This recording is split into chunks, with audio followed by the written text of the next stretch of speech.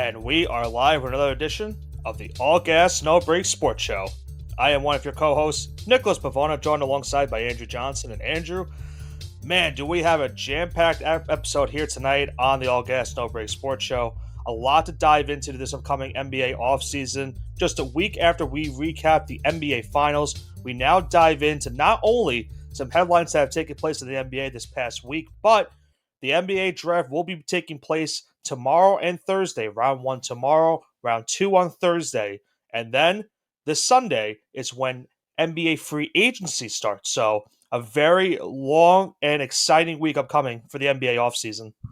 Yeah, you almost caught me off guard there with the NBA draft because it's always on a Thursday, and the 2-day draft, it's a surprise to me. I wish Yeah. it would have kept it for a Thursday. That's the tradition, but making it 2 days, kind of looking like the NFL draft. However, I am kind of glad because I don't have to stay up to midnight now to watch who gets drafted 57th overall. No offense to that guy, Right. but it gets very tiresome, especially on a work night. Yeah, I think we tried last year to try to watch it all, and I think we got up to maybe 40, and that was when we just kind That's of it. stopped. Yeah. I think once the Knicks made their second round pick, that was when we I was we done. called it. Yeah. But yeah, like I mentioned, this is a huge episode we have here tonight. Some big storylines going into this upcoming NBA draft. Then the draft itself is already a mystical concerning what the Hawks might do at number 1. If they do end up picking at number 1, there's still rumors that they might trade that. We'll dive into that a little bit later on.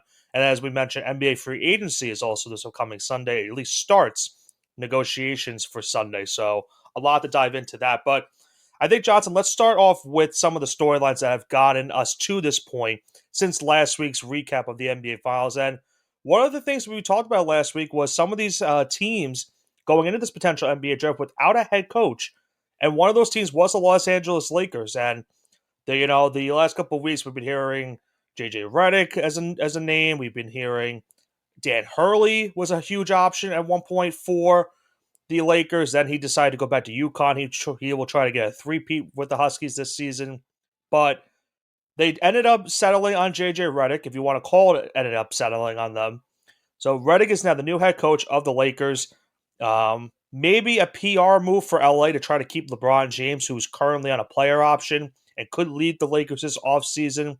So maybe that's where the Lakers' heads at with this deal. But interesting move to hire Redick, considering not too long ago he just retired from the NBA. He last season, or this past season, was just calling games on ESPN as a color commentator, and hasn't really had much coaching experience other than No, coaching. no. Yeah, go ahead. Oh, you're gonna steal it from me. He's Go a ahead. fourth grade volunteer basketball coach I couldn't in the remember borough what of grade. Brooklyn. Yeah, I couldn't Fourth remember grade. what grade. So I'm happy you brought it up. So that's really his only coaching experience. So it's kind of a complete 180 going from that to now becoming the head coach of one of the most popular basketball teams of all time. So we'll see if this keeps LeBron. But any thoughts on this move for the Lakers? Terrible move. There's so many guys that are available. I believe Kenny Atkinson was still there. Kenny And Atkinson was there, and we'll talk about him in a little bit. He signed with Cleveland. Yep. Spoiler alert. And he was the guy that said, "Hey, this is who a team should target." He didn't really get a fair shake in Brooklyn. He had that monstrosity of a team where he had KD, Kyrie. He had all those. He couldn't control those egos. And I don't think any coach really can control all that. Yeah, and he didn't really get a fair. When he had his team with D'Angelo Russell and that culture where they made the playoffs and then they blew it up for him. I mean, he really didn't get a fair shot. So I'm glad he's going to get a shot in Cleveland with a young and talented roster, and I think they can make at least a push to be a top 4 seed every year. I think we're also in the stage of the NBA where we're seeing guys that coached maybe during the mid 2000s, early 2010s, didn't really pan out their way head coaching the first time around. They become assistant head coaches to teams, and then they get their second opportunity. That's kind of what we saw with Mike Brown with the Kings. Now you're going to see that with Kenny Atkinson, as you just mentioned, with the Cavaliers coming up this season. As he left Brooklyn after getting fired. He went to Golden State, was the assistant for the Warriors for a couple seasons, and now gets an opportunity with the Cavaliers. Now, this is where people thought maybe the Lakers would go in that direction, but they ended up not going in that direction. They hired Redick, who we'll have to see what they end up envisioning for this team upcoming this season. But it's a very tricky offseason they're going to have because you don't really have much cap room. There's been rumors that, they want to add another superstar along LeBron and AD, which I don't know how applicable that could be. Maybe they could get it done. Um, and then it's going to really, who's going to be on JJ Redick's staff? I mean, I'm sure they'll hire some former head coach that could help him, learn the system in a type of way because maybe the Lakers' theory is maybe this could be like a Pat Riley situation, I guess, where the guy's never had really any head coaching experience. You hire, someone that has been a former coach, whether it be a head coach or assistant, that can help you teach the ins and outs of the business itself or the profession itself. So I'm curious to see what LA does the next couple of weeks because they have the NBA draft to prepare for tomorrow night. And I know that they're going to be interested to see what they do. They have the 17th pick tomorrow. Maybe they'll be in rumors of trying to trade it for one of the top players that's available on the market, like a DeJounte Murray or a Zach LaVine. Who knows? But the Lakers end up going with Redick, so we'll have to see how it all pans out for them. I don't have high hopes. I'm not the biggest fan of the move, but I'm not going to downplay it yet because I want to see what they do. Oh, of course, I'm not gonna Aggressive. downplay. I'm just not a fan of the move. Yeah, no, I don't think I'll. I think everyone obviously is not a huge fan of the move. I think everyone would have liked to have seen. Obviously, Dan Hurley went there. That's a huge get for them. But I feel like they were at the point where there was really, for at least for them, they were probably thinking that there was really no good viable option, which I don't think is necessarily the case. But I guess that was their theory at the end of the day, and they went with Redick at the end of the day. Yeah, I'd like to move on to different news. Monty Williams out of head coach. He's out of Detroit, no longer head coach of Pistons, with $65 million left on that contract. Uh, And not only and that, he's still getting paid $20 million from the Suns contract he got bought out from. So he's getting paid $85 million between the two teams. I would go straight to Cancun if I was him. And he's going to be one of those guys that I mentioned earlier on that, their first time around being a head coach really didn't go the way they had wanted it. So they're going to have to become an assistant coach and try to get a second opportunity to become an NBA head coach. Now, let's just face facts. This tenure with Detroit was horrible. And it was only one season. At least I thought maybe when he got hired, maybe that would be a spark for the Pistons because he did some nice things with the Suns. But when you lose that many games, you miss out on the number one pick for the second straight year, you drop to 5. You pretty much had the exact same season you had the year before with the guy they had before, which I think was Dwayne Casey, right? That is correct. Yes. So Monty's going to have to be the one. Either he takes a year off, or he's going to have to get an assist, or he's going to have to get an assistant job, or he'll just retire all in all. So listen, you've had your opportunity. Didn't work out for you. You're going to make $85 million to do nothing. Just enjoy retirement, man. And you're not even getting a lot of flack too, because it's not like you were the coach for the Lakers or anyone, so it's not like your legacy is ruined or anything. It's just you drive Detroit. Everyone knew it was a challenge. No one's really faulting you. Retire and enjoy the money. I think the only fault he got was for Phoenix because he couldn't get them over the hump, and they had that roster at the hand. They had their best chance. Obviously, he almost they lost did to Milwaukee, right? So it looks like Detroit. I would imagine they're not going to have any head coaching news in the next 24 hours. So they're probably going to go into this draft without a head coach. So I'm curious what they do because I think they're, like I said, they have the 5th overall pick, and they're a team that has a lot of glaring needs. So whoever's going to remember, they also fired their GM not too long ago too. So they're just in a downward spiral of things the last couple of weeks. But staying on head coaching news now, we'll finish off our head coaching segment of this with Chris Finch, the head coach of the Minnesota Timberwolves. He got an extension with the Timberwolves, so he's going to be there for another couple of seasons. Obviously, a great year this year for the Timberwolves. They got tied for the best record in the Western Conference. They got the 3 seed, beat Denver in 7 games to move on to the Western Conference Finals. Now, we all know how that went against the Dallas Mavericks, so there's still a very good team that they have at the helm in Minnesota, and at least they have their head coach now, Finch, there for a couple more seasons. And if they can keep the core that they have and maybe add some pieces here and there, they very much could be a championship contender like we mentioned last week on the show.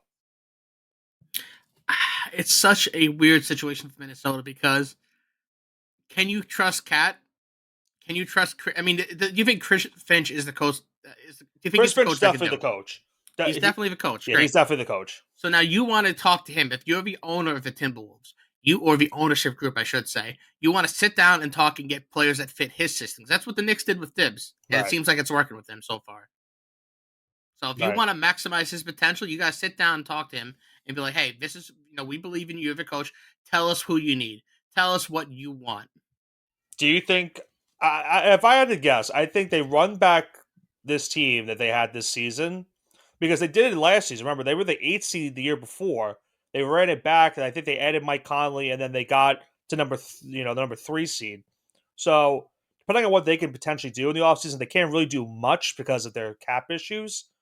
But if maybe they make a trade during the draft, if they maybe sign a vet minimum guy that will want to try to win a championship with them, then maybe they can improve from that 3 seed to maybe being even the number 1 seed. But I think you have to try to run it back this season, and if it doesn't work out, then you have those conversations of okay, is Cat who I'm envisioning to be on my future? Is Gobert envisioning? Do I envision him be on this roster any further? Because Anthony Edwards is going to be there. That's the guy you have to build around. But you need to figure out who are going to be the next, who's going to be his co-star or co-stars to try to make sure that they win a championship. So I think they have the right guy. I think Finch is a great coach. They just need to figure out what to do after that. Is who's going to be the guy that can help, other than Anthony Edwards, who can help them win And we've kind of that spoken about first this. They ring. have a great young roster. They have great players that will, I think, will eventually be some of the faces of the NBA. In like Niles Reed and Jaden McDaniels. Uh, great complementary pieces. I just don't think Cat is the co-star. I don't think he's the Scotty to Jordan. I don't think he is the Kobe to Shaq, And the D Wade to LeBron. I think they need someone else. and considering the contract that Gobert and Cat are on, they have to make it sooner rather than later because 100%. you can't live around with those 2 contracts and say to yourself, all right, let's just keep running it back, running it back, and running it back. You're going to have to eventually figure yourself out and say, okay, this hasn't really worked out. We kind of want to try to get as much value as we can for these guys, but, if we try to eventually trade them. You probably get more out of Cat, obviously, even though I think his money gets really, really bad in the later years of his contract. But they definitely could get some return for Cat, just depending on who you're going to replace him with. That's the issue that you come to address when making a move like that. So we'll see what they do. But speaking of trade shots, we did have a trade this past week in the NBA, and one maybe that caught some people off guard. But I think considering how this team is, what they're starting to become, maybe it's not as surprising. We saw the Oklahoma City Thunder trade Josh Giddey to the Chicago Bulls for Alex Caruso. So Caruso now goes to the OKC Thunder, tries to help them with their defense at the guard position. Meanwhile, Josh Giddey kind of gets a fresh restart. Still 25 years of age. Probably will get a contract extension with the Bulls at some point. And considering, how the Bulls have had their issues at guard, Lonzo Ball hasn't played in forever, it seems like. Um, it feels like this is a good move for Chicago, and it's kind of a win-win for both teams as it looks like for me. And the Yeah, they Bulls, both get a fresh start. I think for Giddy, I think obviously getting to that team, they're more than likely, in my opinion, going to be during going into a rebuild. So he could be the face of that rebuild, and if he's able to pan to what he was. Remember his potential a couple years ago. Everyone clamored about how great he was, and it kind of just downfell like the last season, maybe even 2. So if he can get back to that earlier peak that he had, the Bulls maybe found something really good in a young guy like him. But again, for Caruso, he goes to the Thunder. They're trying to win a championship. Obviously, what the number 1 seed this past season. And as I mentioned, he's one of those. He's probably one of the better guard defenders that we have in the NBA this season, and that's who the Thunder struggled against the guards this past postseason. So they really could use Yeah, some help. on ball defense from the guard position, especially. I don't want to call him a true point guard, but from the combo guard Right, position, the made up position, right, uh, probably the best defender in the league, especially at his position. right.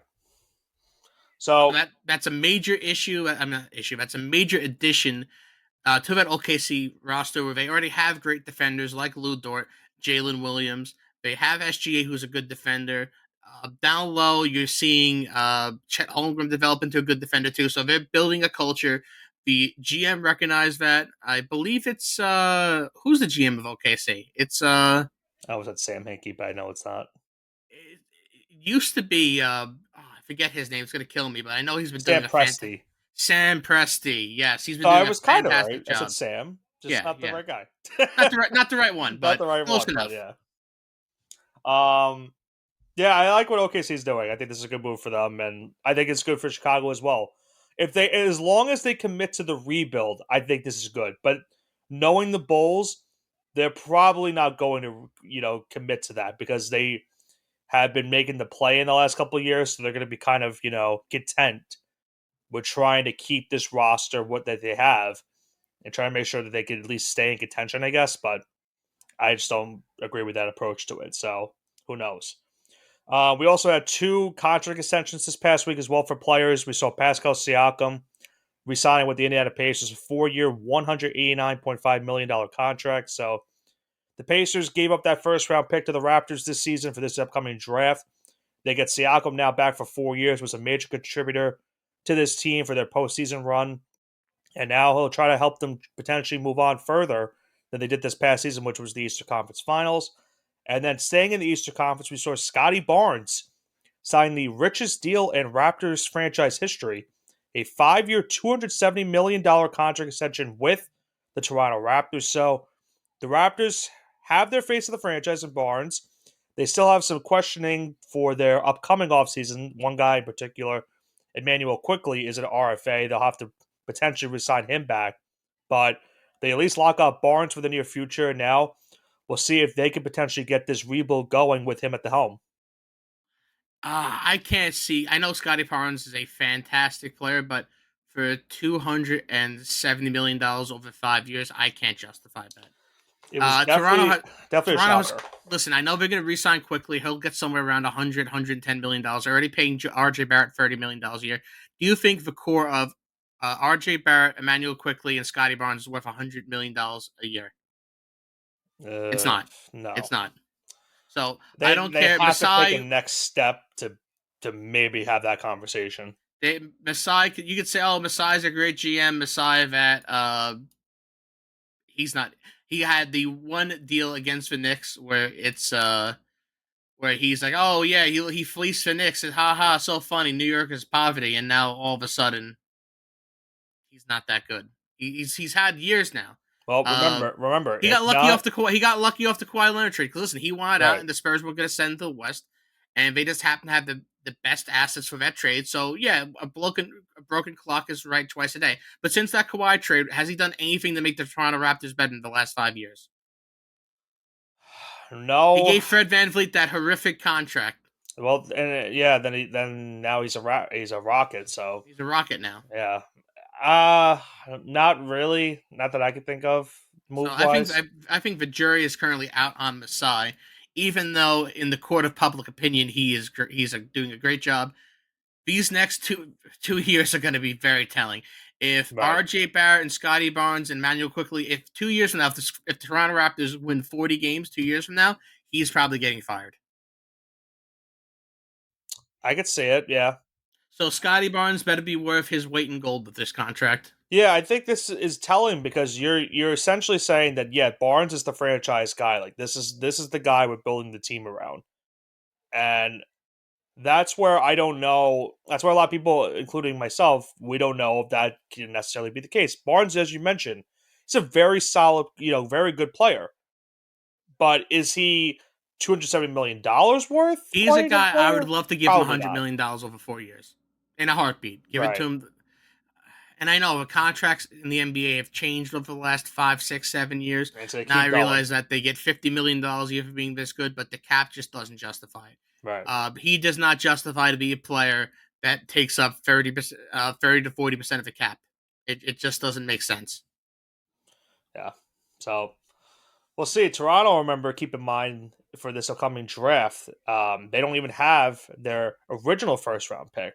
They do have a first round pick from that Pascal Siakam trade, but they lost their first round pick to the Spurs, which would have picked pick number 8. So Toronto does not have that luxury upcoming for this draft. But before we go into the next part of our show, which is going to be talking about some of the free agency and as well as the NBA draft, I do want to give a quick shout out, as much as I hate to say it. The Florida Panthers last night won the Stanley Cup, beating the Oilers in 7 games. They almost had a very historic collapse in doing so. They blew a 3-0 lead and went to that Game 7, but they did win Game 7, 1-2-1.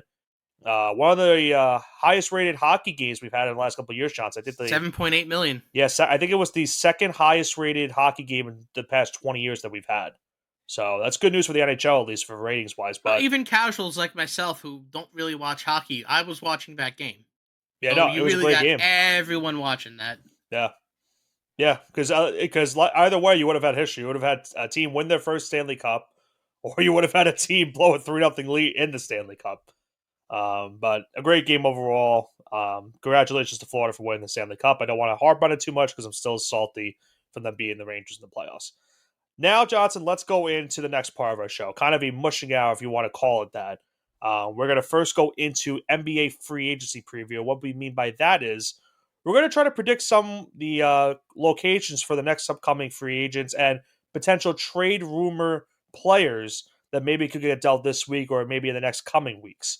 Now, we have a list of about, I think it's 12 players on this list that could potentially get traded or could sign somewhere if they are a free agent or not upcoming.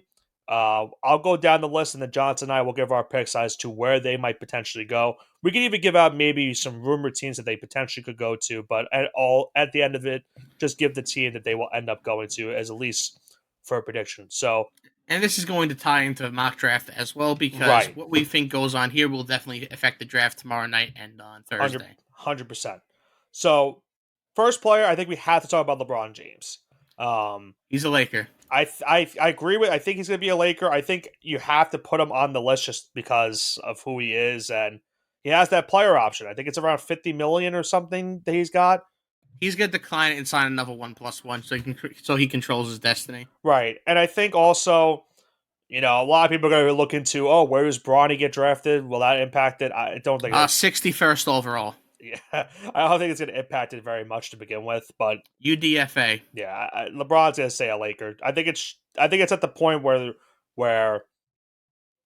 there's rumors of Philly and Dallas. I just don't see it happening because he lives in LA. Like I just feel like it would make no sense for him to leave the Lakers at this point. Guys, he's not 19, he's not 29, he's not even 39, he's 40 now. Right. Yeah, so this is like you're asking for a 40-year-old man to tell his wife and kids, "Hey guys, my basketball career is more important. Move halfway across the country from me." Yeah, this is not going to happen. This essentially is going to, in my opinion, this most likely will be LeBron's last, contract talks we talk about. If I had to assume. We also thought this was going to happen 8 years ago in the finals too. So right. The next player on our list, this one could be an interesting discussion. Paul George. Now he also has a player option. There are rumors that maybe there could be a sign and trade with Paul George for this upcoming offseason. I have to clear my throat for a second. Where do you think Paul George goes, Johnson? He's a Clipper because no other team will pay him or trade for him. And Steve Ballmer, not only does he have deep pockets, he has a brand new arena coming, and he wants to have the stars in that arena, so he's going to pay Paul George. Yeah, I think also you got to think about it. If you look at where they're currently sitting at with contracts, they're already paying Kawhi Leonard for like the next couple of seasons. So they pretty much will still not have cap space, even if they don't bring back Paul George. You might as well just bring him back at that rate. I would be surprised if he declines the player option because it's just so much money. So I agree with you. I think he goes back to the Clippers. This one might be the first one we might have a difference on. Yep. Klay Thompson. I think we both will say this. I think we both will agree. I don't think he goes back to Golden State. Nope. I think we're kind of at the point where that tenure has ended. Obviously won so many rings with that franchise, but the Warriors are in that next phase of everything where they're probably going to be trying to look to, build around younger players. So, given that as a B, where do you think Klay goes? He's going to be the starting small forward of the Atlanta Hawks next year. Oh, okay. Atlanta is going to take they have the number one overall pick. They have Trey Young. They have Bogdanovich. They I think they may move Dejounte Murray. I'm not really sure about that yet. DeJounte Murray and Clint Capella have been the biggest, and Trey Young too. Those have been the three I think they players, keep Trey around Young. trade They're going to talks. draft someone in the first round. They're going to look to add a veteran to play with Trey Young, and and I think that veteran is Klay Thompson. I think he's going to play small forward for them, and that'll be the end of the story. Okay. I think this team has been rumored to have him for the longest time, and I could see it happening because I feel like they need a 2/3 type player. I'm gonna go with the Magic.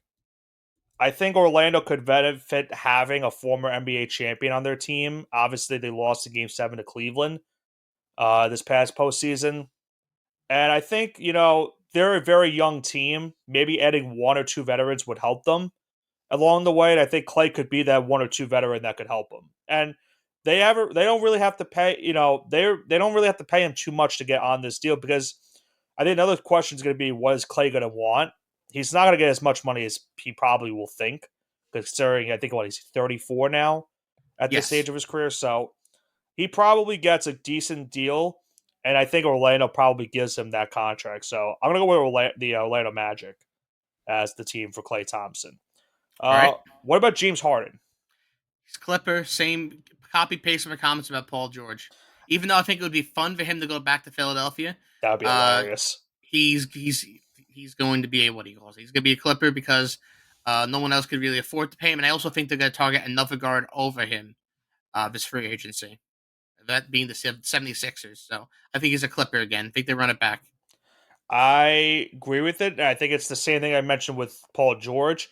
You're at the point where you have, this exorbitant amount of dead cap or whatever you have, like no cap space. You might as well just run back the team you currently have. And Harden, George, and Leonard are probably, we know they're at the end of their careers. You might as well just try to run it back and see maybe if you get one last hope run and maybe you get somewhere in the Western Conference. But I agree with you. I think Harden it's pretty much Clippers or I would say either Philly.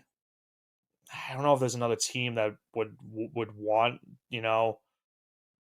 what people consider to be maybe a headache. So I'll just go with the Clippers to make it easier. Let's go to a player that we have very a decent amount of interest in. OG Ananobi.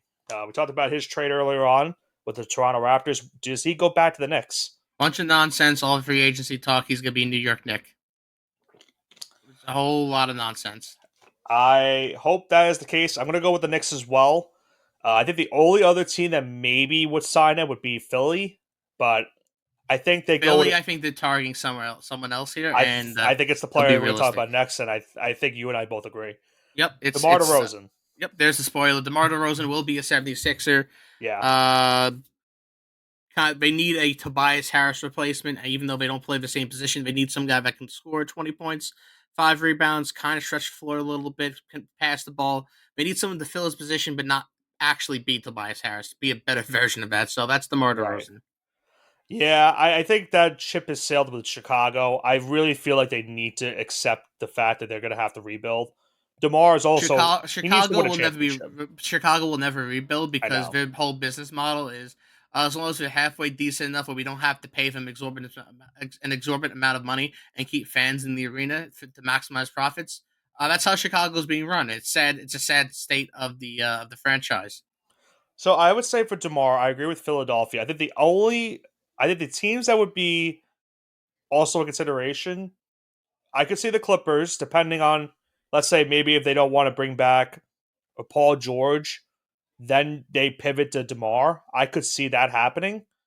Um, and then maybe I want to say Miami maybe could be a possibility for him.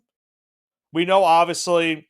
I think also for him, maybe the Lakers could be a potential opportunity because he's a USC alum.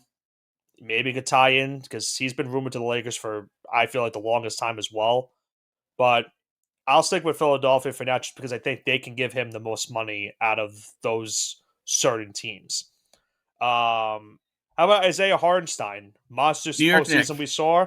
You think he goes back to the Knicks? He said on a podcast about a year ago that he wanted to stay, he wanted to be a Clipper. He was willing to take a discount. They didn't want to keep him, and he wants to stay in New York with all his friends there. So give me Hartenstein to the New York Knicks on a slight discount, probably 4 years, $72 million. If he's gonna get 4 years, $80 million, then I mean that's not really that big of a difference. I'm gonna say the Knicks as well. I'm at least hoping that's the case. There was rumors about the Thunder maybe getting a center. I do have the Thunder getting do have them getting a center, and it might be a spoiler for who we have coming up in a little bit. So I won't say who it is yet.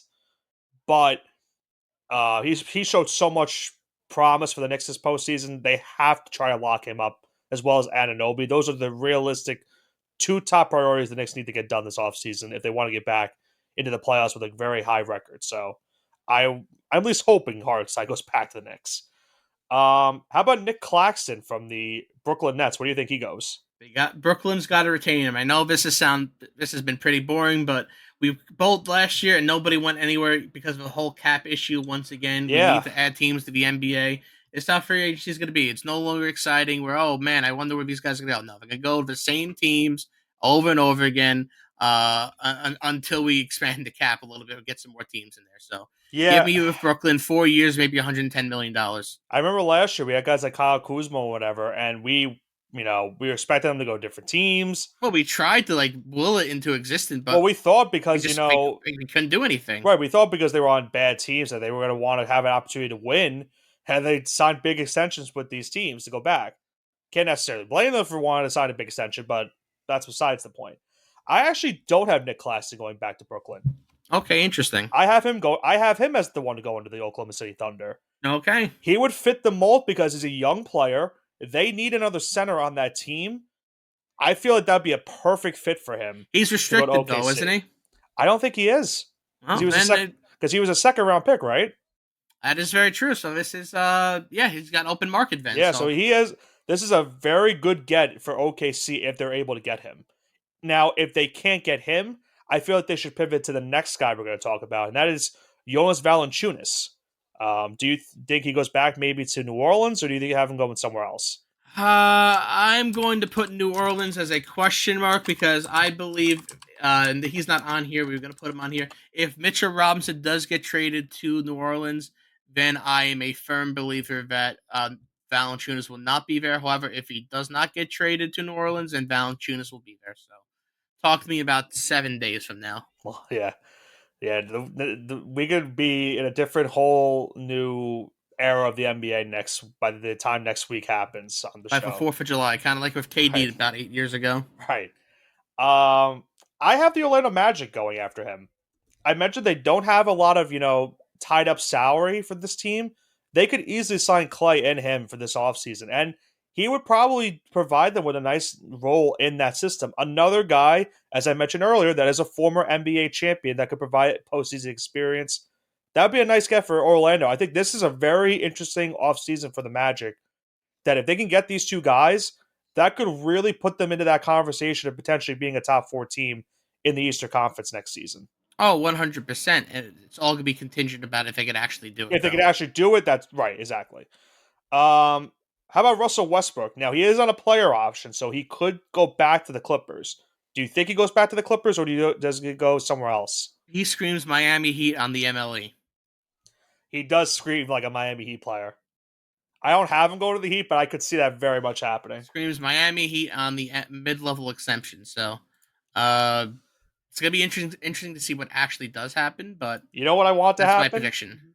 And I agree with the MLE part of it, but I'm not going to agree with Miami.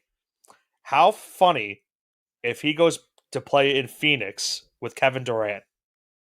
I don't want to consider that because I don't that will not happen. I think they have too much beef still. I think they do too, but I feel like I want chaos, so I'm going to put him as going to Phoenix. If it's not Phoenix, maybe I like Miami. I think that's a good second choice. Memphis maybe could be an opportunity because they could use another guard outside of Ja in case something godforsaken happens with him. So I'd say the top three options for him are Phoenix, Miami, and Memphis. That's what I'm going to go with. So I'll pick Phoenix, though, as my choice. Now, the last two players we have are two rumored trade targets that could potentially get traded this upcoming week or the next couple weeks. How about the DeJounte Murray? Does he get traded from Atlanta? He is a hawk until I see DeMar DeRozan do something. That's my opinion. I've had such trouble because remember during the trade deadline episode that we had, he was in that conversation as well. They didn't make any trade with him. They kept him for the rest of the season. Now the other problem with him is he going to be the one that gets traded or is it going to be Trae Young? He's also been rumored to be in a trade So conversation. I think they'll keep him until I said DeMar DeRozan, excuse me, until Klay Thompson gets settled. If Klay gets traded there, I think he won't be there. But uh, as of right now, he's still a hawk. Now, does the draft impact? Like, let's say like what the Hawks do at number one. Does that impact maybe where he or No, a Capella absolutely or a not. Trae Young go? Absolutely not. I'm going to tell you who I'm taking number one overall in All just a right. little bit. And it's a little bit of a pre, warning. Johnson has the odd number picks for the upcoming mock draft that we're going to be doing in just a little bit. You know what? I was gonna say I'm gonna save it for the next team. I'm gonna keep him on the Hawks for now because I don't want to do this whole song and dance again. I do have the next guy being traded. Oh, me Um, too. Me too. because I think, like I said, we already talked about this team a lot, and that's the Chicago Bulls. Where do we think Zach Levine goes? Sacramento needs another option. Harrison Barnes does not cut it anymore. I think Zach LaVine in a Kings uniform That would be makes nice. no sense, but it makes all the sense for Sacramento. No, it does make a lot of sense for them to do it. Yeah, that would be. Oh, it makes sense. Listen, from a team perspective, that is exactly what they need. From a actual like, if you said, "Oh yeah, by the way, Zach LaVine's career is he's going to be drafted by the Timberwolves, then he's going to be traded to to Chicago. Chicago. He's going to become an All-Star Chicago, have knee issues, and after being sent to Chicago, he goes to Sacramento, which is now a quasi contender or quasi playoff team. If you said that 10 years ago, people look at you like you're crazy. So You have five heads. Uh it would make sense if a UCLA product, so he stays on the West. He goes back to the West Coast. I have him going to the Lakers. I feel like that's been rumored for so long. Um, I could see that very much well happening because I mentioned earlier the Lakers are going to potentially look for another guy outside of LeBron and AD. They probably can get it done. Maybe I don't know. Maybe if that and we have to ties talk about into actual like prime Zach Levine now. Prime Zach Levine was 27-5 on 5 and 5 right, on 50, 40, 85, 80% shooting from the line for a very good Chicago Bulls team. Um, so he could score, and that's exactly what Sacramento needs right now. right. I will say this will be where I ended before we go into the mock draft. If it is the Lakers, let's say, let's say do the Bulls would the Bulls try to get Austin Reeves in a deal like that? Yes. Right, that has to be the guy they would have to go for. Yes. Okay, so maybe a Levine for Reeves trade could be in the works. That I very much well could see happening because then if you have Reeves and Giddy as your guard situation in Chicago, that's a pretty good get for them if they can get that to happen. So we'll see. Now, Johnson, it's time for the final part of our show, and it's the most anticipated part of our show. It's the all gas no break mock draft. Now, I looked at our mock draft last season, Johnson. We did pretty good for the first 5 picks. After that is kind of where it went off the rails. Now, that's to be expected when it comes to the NBA draft. Now, how will we fare this year? Probably not as good because I feel like this is the most unpredictable draft we've had in recent memory, and there's really no, contingent number one overall pick. So I don't envy you trying to make this number one overall pick, but you have already pre-warned me that you might surprise people with your selection at number one for the Atlanta Hawks. Yeah, this is a shocker, and this is going to be I feel my like I know where you're preface going to with it. this. So, Alexander Sarr from France, and he's playing in I think Perth, Australia right now. He's a big man. He is forcing his way to Washington. That has been the rumor, yeah. Uh, Now I'm going to repeat that again for people who I know. thought they misheard that. He's forcing his way to the Wizards. Yeah. Um, If people don't know, he declined a player workout with the Hawks, so so he didn't want to work out for them. and then you have Zach Ricochet. I know it's not Worcestershire, Ricochet. I think it's Ricochet. Worcestershire. I think It that's how is you pronounce it. Ricochet. I was gonna say Worcestershire. Ricochet. It's Yeah, Ricochet. yeah, I think it's Say Worcestershire. that 5 times fast. No shot. Kind of a tweener, not really a center. Small forward, power forward, also from France. I feel like They're he's not gonna like take him either. I feel like he's like a small forward, more Yeah, I think of he's ideas. more of a 3 than a 4. Yeah, Then you have to take a look at who else is left. They're not gonna take him. They don't need a wing because I think if they get Klay Thompson, that's who we got to target. They don't need him. Reed Shepard, they don't need another guard. right. Nicole Topic, they don't need another guard. I already see where this is Stefan going. Castle, I know where they this don't is need another going. guard. And this guy's odds Here have it gone comes. from 30-1 to 3-1 in the last 4 days. Do Give it. me Donovan I Clingan at knew number it. 1 here. I knew He it. is a local product from UConn. He is probably going to be one of the highest American players in the draft outside Stefan Castle and maybe Reed Shepard. 7'3", 280 pounds. Could do pretty much everything besides shoot.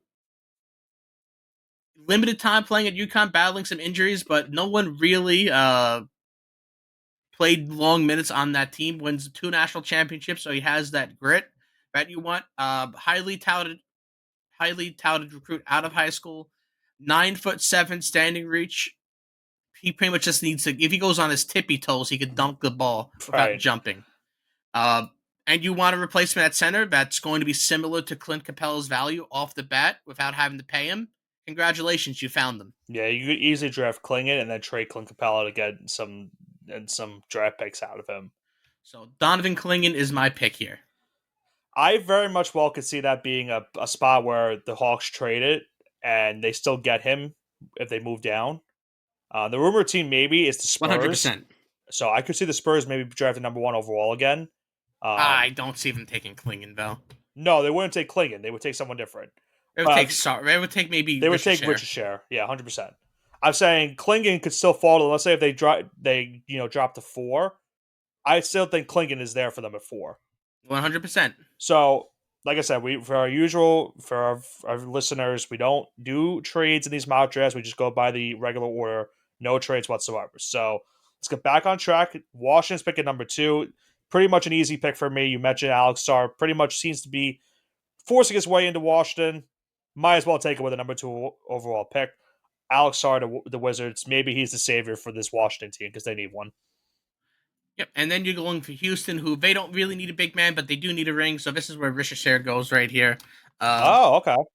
Yeah, no, I know they maybe want another guard, but I think they have a guard. I think they're fine. I mean, they have Fred VanVleet. Maybe that's where I feel like they could potentially go with it because obviously you want to get maybe rid of that contract soon. But there are better guards in other drafts. I mean, this is not where you take a guard. Okay. I'm not gonna lie, they kind of threw me off because I thought you were to go with Reed Shepard with this pick. Nope. Okay, so now we have. I know who I'm taking at 4, who personally, but now I know it's your pick. Yeah, this is tough because if Ricochet is there, that's a perfect pop pick. Like it's an international player. It makes so much sense. Pick right here. That makes even more sense. I'm still gonna take that guy. I know. I'm gonna butcher the name. I know I'm gonna butcher it. Matas Buzilis. I thought you okay.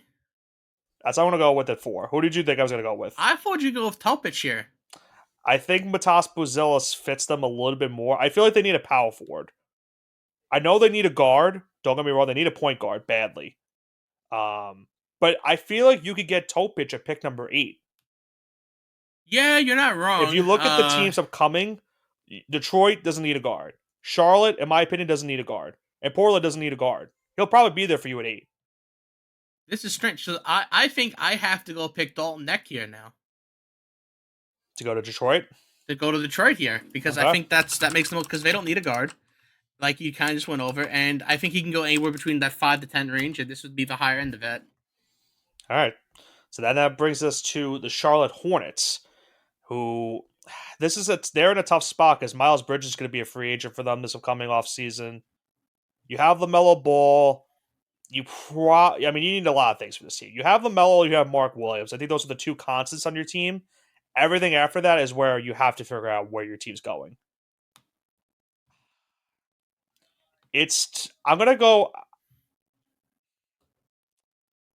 I don't really want to keep Reed Shepard this long because I feel like he's gonna be picked by now. I'm gonna go with Stefan Cat. No, you know what? I'm gonna go Reed Shepard. I'm gonna go Reed Shepard. I was gonna pick Castle here. Yeah, I feel like you could go in between either one. I think either one would be picked by Charlotte, and I feel like the other one would probably get taken by Portland, who gets the seventh overall pick.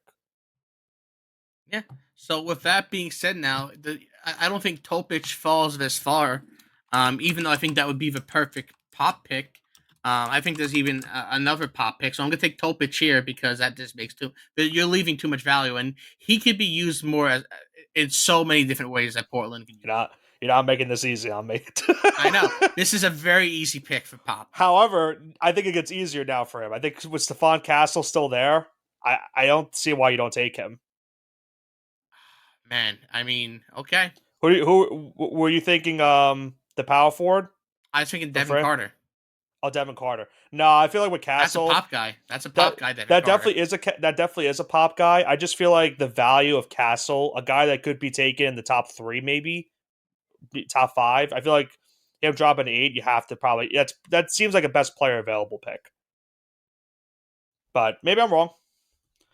Like I said, I think this is the more unpredictable draft, so anything's really possible with any of these teams. So what do you have Memphis doing? Well, Stefan Castle is no longer there. Uh, I think I have to go Devin Carter here now because I think Memphis might move on from Desmond Bane. And this would be a good replacement. And even not, he is a great third guard that will he'll only play 20, 25 minutes a night, and that's all they're going to need out of him. But he'll be that third guard, and he'll be able to learn from Ja and Desmond Bane if they keep him. And if not, they'll just slot him right into that starting lineup. Right. So Devin Carter makes a lot of sense here. I think this next pick then makes total sense for Utah, who has the 10th pick. Rob Dillingham is there. They need a guard badly. Yeah. So Rob Dillingham has to be the pick for the Jazz. Then you're on the clock again with the Chicago Bulls. Chicago has a lot of issues. They just got rid of their starting guard. They would love a point guard here, but unfortunately, the board hasn't gone their way. Yeah, the board hasn't gone. But then again, they got Josh Giddey, so maybe that can potentially fix that hole. I think the biggest thing for them they're going to look for a small forward at this point. Right. So they're either going to go Cody Williams out of Colorado or Ron Holland out of the G League. They're probably going based off potential, so give me Ron Holland here. Okay. If I had to pick between the two, I like Cody Williams. Me too. I mean, I think college is way better than the G League, and we're starting to see that work out in real time. But now this next pick is interesting because you have the Oklahoma City Thunder, who are obviously with a 1 seed, but this pick is via Houston. What do the Thunder really need? Now I talked about them getting Nick Claxton. That would help them a lot. And I think if you look at their depth, obviously you want to fix, keep that going.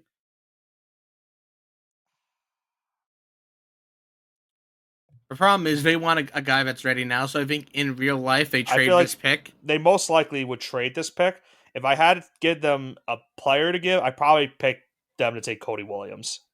Yeah, I mean that makes for your value here. That makes the most sense. Yeah, I think it's more of they're a team that's trying to win now. They're not like the old Thunder where they're trying to develop these players. They want to win now, guy. If they're not going to trade the pick, then that's probably who they get. It's probably who they end up taking. Sacramento needs a future replacement for Harrison Barnes, like I said, so they're going to take Tristan Da Silva here. Also out of Colorado, so 2 teammates going back to back. Okay. Tristan Da Silva. And that brings us to Portland. I think they take that. I'm going to butcher his name from France. Tejan Salon, yeah. It's probably not how you pronounce it. They need a power forward because if you look at their power forward situation, you have Jeremy Grant on a contract that is eventually going to get bought out at some point or traded away. He could probably be the future power forward for you. So if you develop him, maybe he could become that guy. I feel like that just makes too much sense for Portland. I would have picked Zach Edey here because I think they're enamored with them.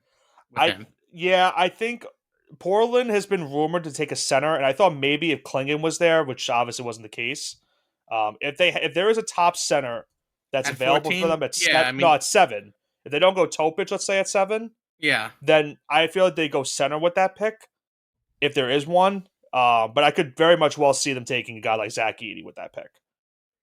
You have the next pick now with Miami. Miami is a weird situation. They like taking older players, sometimes a lot of UDFA's. How about a 20-year-old freshman, Jared McCain, That out of smells like Duke? it. Yeah, that smells like a Heat pick. They need a guard. Smells They like a need a Heat point pick. guard. They can use a point guard. Uh, Especially I don't want to pick for this team. We have the Sixers up on next with the 16th overall pick. I feel like they're in a spot where they could also use some guard depth. You're gonna lose Tobias Harris, and it could lead me to maybe taking Kyle Filipowski, but I feel like that's a little bit early for him to get taken. It's tough. I'm gonna go with Carlton Carrington out of Pitt. Okay. I feel like they could go power forward, but I feel like they addressed that in the offseason. So I'm gonna go with Carrington to be the pick for the Sixers. If he's here, I think they're going to take him. This would be kind of a full Go ahead, moment. do it. Yeah, Jacoby Walter. Okay. Makes sense. I mean, they need a young guard, especially if they're going to get rid of Austin Reed and trade this offseason. So that would be the replacement. Now here's what I'm gonna say, Johnson. If the Magic don't get Nick, not Nick Claxton, Valanciunas, how funny would it be to see Zach Edey on this team? Yeah, this would be a great team, and I think this is where he goes I, too. I, I think if he's on the board for Orlando, I mean, I have Edey and Boncaro. That's a home run for the Magic. I'm at the point where I might go back to my Valanciunas decision and might give him a new team. So give me Zach Edey. Worst case scenario, have Edey, get mentored by Valanciunas. They want best pick available here, so Isaiah Collier out of USC That would be the Toronto for Raptors. Toronto. Yeah, so that's the best pick on the board in my opinion. So that's who I'm going to slot here, especially because they don't know what they're doing. You know, they could not give Emmanuel quickly the offer sheet. I don't know what they're doing there yet. So Right. this is quickly insurance right now. We got the Cleveland Cavaliers on deck with pick number 20. I feel like this is between two players for me. I think they need a center. I don't know what the situation with Jared Allen's going to be. It's between Yves Missy, I think that's how it's pronounced. I could Yep. be completely wrong, and Kieli Ware out of Indiana. If I had to pick between the two, I'd probably go Kieli Ware. So that's what I'm going to go with this pick. Wow. And you just gave me Kyle Filipowski to Phil. I'm sorry, Filipowski. Excuse me, to Cleveland. Uh, Well, no, Makes that sense. that was I'm New sorry, to New Orleans. Orleans. To Yes, New Orleans. Excuse me. Because again, we don't know what their center situation is going to look right. like. If they don't trade for Mitchell Robinson, they need a center. Even if they do trade for him, they need. He gets injured a lot, and he certainly sometimes gets into foul Right. trouble. So you need some insurance. Right. If Zion gets hurt, Filipowski easily fulfills in that force, could easily play the I, 4 or I the wouldn't 5. say easily, but like Well, meaning that you could plug him into the 4 or the 5 yes, if you needed to. absolutely. Phoenix is on deck with pick number 22. This could be another team where they probably could just trade it and just try to get his most value. I think we both agree they need a guard and they need a Yes. point guard. I think they need a point guard I because think. I don't know if they're going to trust. I don't think they'll trust a rookie point guard to run that Well, he's offense. not going to be trusted to run the offense just yet, but he's going to maybe down the line potentially run that offense. Who knows? I'm gonna go with Tyler Kolek. Okay, Adam Marquette. Yep, we've seen him a lot, so he's a guy that we've seen that could definitely facilitate for this team. If not obviously off the rip, but down the line for them. Speaking of guard depth, and he kind of fell a while because he didn't really have a great season at Miami. Versatile shooting guard, could play small forward. Keyshawn George out of Miami.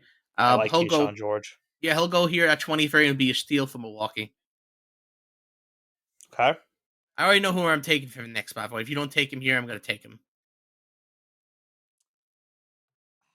I think These is something in real life we trade one of these picks. We're not having both. right. I think the other thing to talk about is we talked about Mitchell Robinson potentially getting traded. They could go center with this pick. With at least maybe one of the picks if they decide to end up keeping both. Um, I feel like they go with a guard. I, f- I don't know if they would go. I don't think they would go with with him. I feel like he's too young. I'm gonna go Baylor Shireman. Oh man, I would like him in a Knicks uniform. Would you I though? would do. I mean, I don't mind Creighton. Even though All I'm a right, St. John's guy, I all don't right. mind Creighton. Baylor Shireman has been working out with the Knicks, so that could be a possibility. Uh, And I I agree think with you. this is. I don't think they keep both, but let's I say think they if I don't do. take Shireman, Ryan Dunn. I heard about Ryan Dunn too. Ryan Dunn is a defensive guru. He would love to play under Tibbs. He's a younger, but not really too young prospect. Wouldn't have to contribute immediately. He'd be one of those guys like a Deuce McBride, sit on the shelf for a year, learn the offense, learn the defense, go through promotions, not really have a lot of pressure, and then have a second and third year as a breakout player. So give me Ryan Dunn here.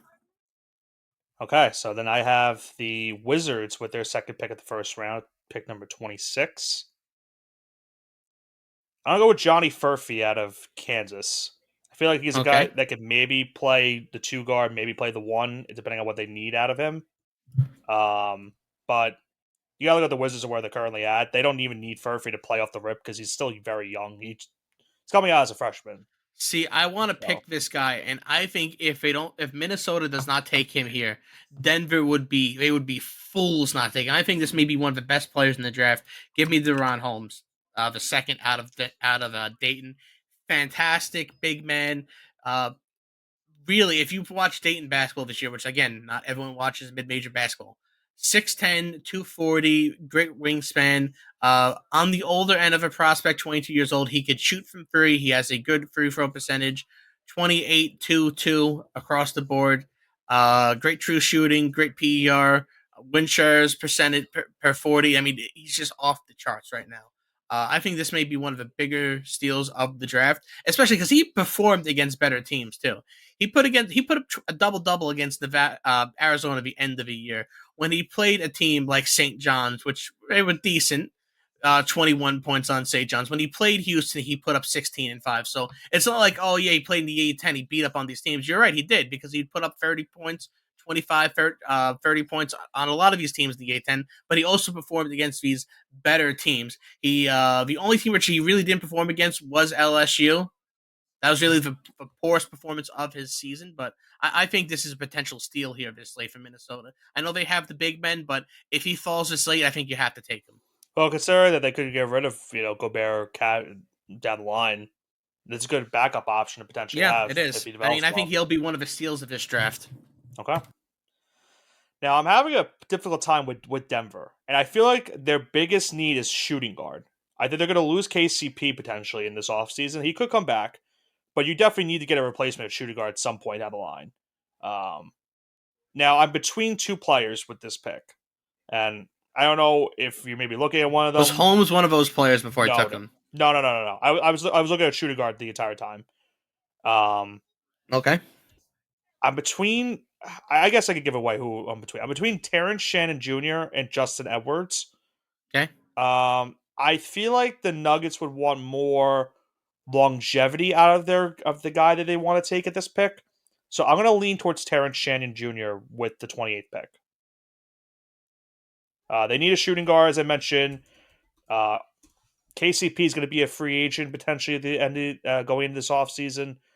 I don't know if he resigns back or not. If he doesn't, maybe you have a backup plan just in case. I'm not necessarily saying Shannon Jr. starts off the rip, but if they get a veteran shooting guard, they have him develop Shannon Jr. down the line, then maybe he becomes a good player for the Nuggets. Jalen Tyson screams Utah Jazz. Uh, Upperclassman, good shooting splits in college, nothing really great. He really has no red flags. Like he was a good scorer, great rebounder. He could pass the ball. His shooting splits were okay. When he did the combine, he had above average athleticism. So he's kind of like a jack of all trades type player, very safe, especially this late in the draft here. So give me Jalen Tyson for the Utah Jazz, and you're gonna finish us up now, Boston. Yep, the reigning NBA champions, and I think their biggest need is going to be center. Um, we talked about last week. I feel like Al Horford's probably gone. I think he's going to retire. I don't know if it's going to happen or not, but eventually it's going to come down. It's going to happen the next year or two. And we don't know the status of Porzingis, what happens with him at center. Who knows? So I feel like this is a center pick for them. You could go Yves Missy, who is fallen right now at this point in the draft. I don't think he gets taken over this guy that I have, and he's been a guy that's been getting rumored a little bit more these last couple of weeks. I'm gonna go Jonathan Mogbo out of San Francisco. Wow, so Gibbs, he just falls out of the first round. I think Missy falls out of the first round. Listen, sometimes that happens with some of these players. They fall out and then they have to wait till round two. But Look at Bull. that's the beauty of now having a 2-night draft, because now you get to see, round two, and these players won't have to wait till like 10, 11 o'clock at night to get picked. They'll at least have a decent time to actually and with the make amount of sense. second round draft picks that have been steals in the last 5-6 years, these are valuable draft picks now because there's a plethora of talent in the NBA. Right. There's almost a overabundance of talents where you could add a second. And I've said this many times. You could add probably 2 teams and not dilute the league. Yeah. No, You I would agree. balance it more, but there wouldn't be like, oh yeah, this guy doesn't deserve to be in the NBA, because there's probably 30 to 40 guys outside the NBA right now on G League teams that could be a decent contributor. Hmm. Like, think of like a I don't know, like Julian Champagny last year. He really didn't have a chance, and now he can put up decent numbers. He's a good role player, and that's a guy who was barely in the NBA last year, and now he's finally getting his He's getting chance. productive minutes on the Spurs. Uh Yeah, I think even like I said, even if you fall into the second round, I think the beauty of having this 2-night draft is that these players will at least get their moment on night two, and they will at least have a good amount of people watching at a very according time, because it's not going to be like, as I mentioned, 11, 12 o'clock at night. It's going to be at a 7, 8 o'clock whenever round two starts on Thursday. And again, I think the biggest news will go into round two is probably when Bronny gets taken. Who knows when that's going to happen? You 61st overall, first UFDF. UFA. Yeah, I mean, I know it's not 60 picks because some teams are cheaters and they got him docked, which I think is dumb. Just take away a draft spot from a kid who's really tried his entire life and would probably be taken 58, 59, 60 overall. That's just insulting. But that's a whole other thing. Yeah, I think for me, if the only player I'm going to look out for is round two is Justin Edwards. I really, like I said, I wanted to take him in that first round.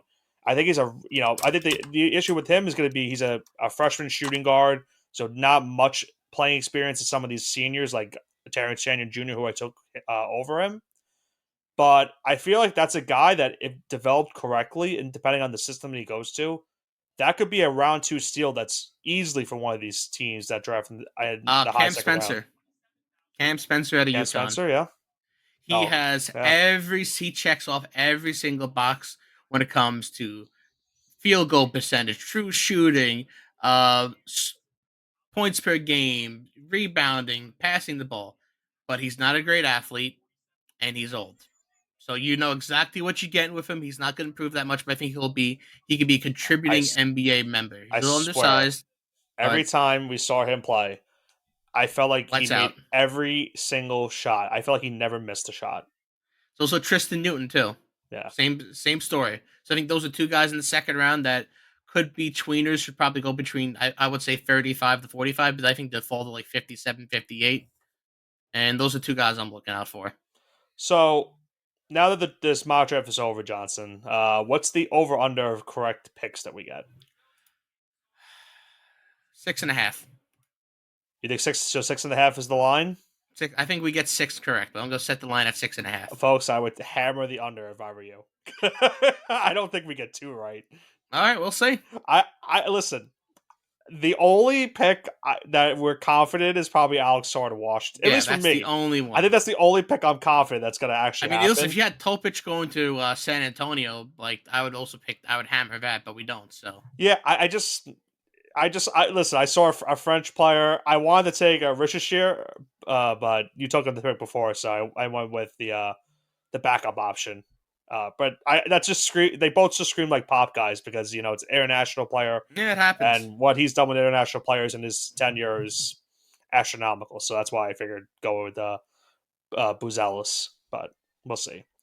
And like I said, folks, we probably butchered their names, all the international prospects, but what can you do? what can you do? Um, but that's going to wrap it up for our mock draft. And Johnson, any final thoughts we have before we head into a very interesting week in the NBA offseason before we recap it next week on the show? Not really. I just hope the Knicks do something good. That's all I want. I hope these Paul George rumors, Or false. yeah, I hope they're very false because I don't want that to happen. Yeah, hopefully the Knicks do well. Hopefully this NBA draft concept works well as well. I'm hoping that this 2 night thing becomes a thing for the future. I think that's a good idea by the NBA, but we'll see if it pays off because, like we mentioned, second round picks sometimes never get as much value as as they've ever gotten. I think adding a second night to the draft will provide that value that the NBA is looking for maybe for the next couple of years. So we'll see if it pays off. But as I mentioned, we'll have to see. It's a very important week in the NBA. The draft tomorrow and Thursday, and free agency starts officially on Sunday. And we'll have to recap it all next week here on the show. So it should be a doozy next week here on the All Gas No Break Sports Show. But that's going to do it for this week's edition of the All Gas No Break Sports Show. As a wild week in the NBA. This past week, we recapped the NBA championship last week for the Celtics. Then we had all these news, coaching news, extensions, trades, you name it. And then finally going into free agency preview as well as the NBA draft preview. How will all unfold this upcoming week and seeing where some of these young players as well as some of these veteran players go in the respective draft and free agency. We'll have to see where it happens, and we'll recap it next week on the show. This has been Nicholas Pavona, joined alongside by Andrew Johnson with the All Gas No Break Sports Show. Have a great rest of your week.